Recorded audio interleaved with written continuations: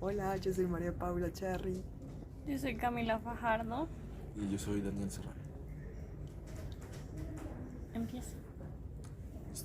Pues del texto, muy bueno, del video, lo que más me interesó fue más que todo la visión que tienen de la paz en tiempos antiguos, de cómo simplemente llegó un pueblo y casi que modificó toda la organización sociocultural de Europa, donde ahora hay puros grupos aislados y conflictivos.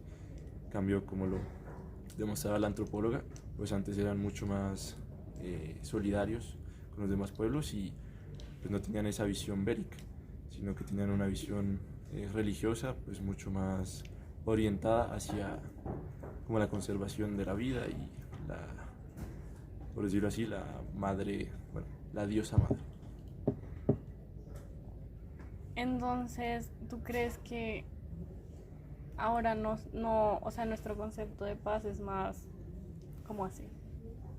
Pues digamos, ahora lo que podemos ver es, pues, por ejemplo, haciendo una analogía, pues el pueblo que viene a destruir todos Estados Unidos, donde simplemente él implanta sus colonias y tenemos como todos estos, digamos, todas estas guerras por recursos naturales, todas estas incidencias políticas que tiene Estados Unidos en, digamos, las democracias, bueno, democracias, monarquías, todo lo que hay en el mundo, simplemente para beneficio de ellos.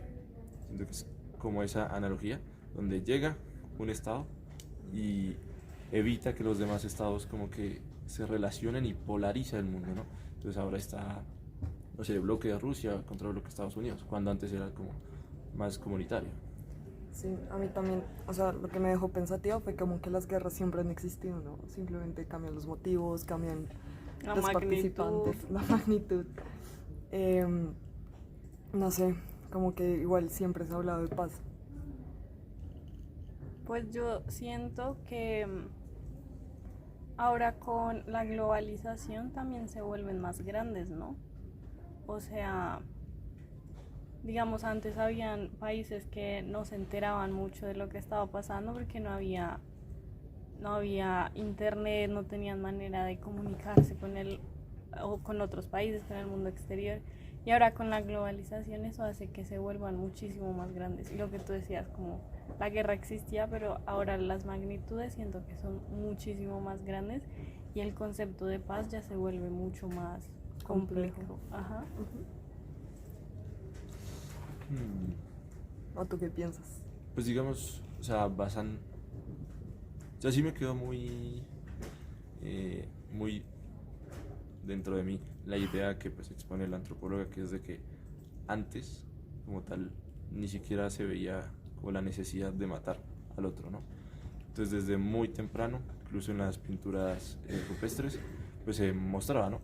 Que una cosa es tú definir al otro como el animal, como ese mundo no humano, bueno, no, definir el mundo no humano, como los animales que tienes que cazar, ¿no? Lo que decíamos en clase del semejante, que a la vez es extraño, y pues no se buscaba el asesinato de personas afines, ¿no? Como de otros grupos, de grupos contrincantes, porque nunca se pintó digamos, otras comunidades, sino solo eran animales que teníamos que cazar.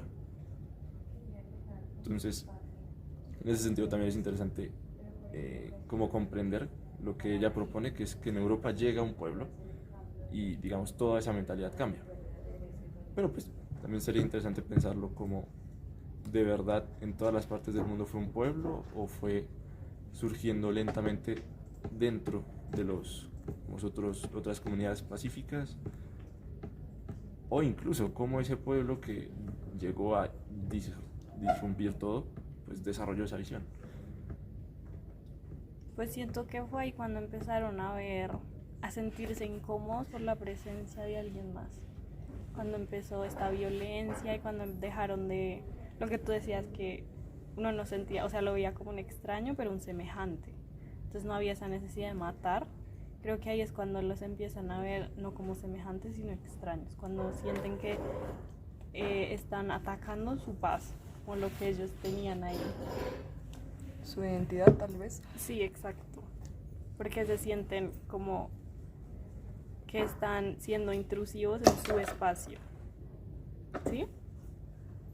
Ok. Y entonces ahí empiezan a verlos ya no como semejantes humanos, sino como objetos. O sea, se pierde ese humanismo y ahí empieza la violencia, empiezan las guerras y luego eso se escala y ocurre de todo.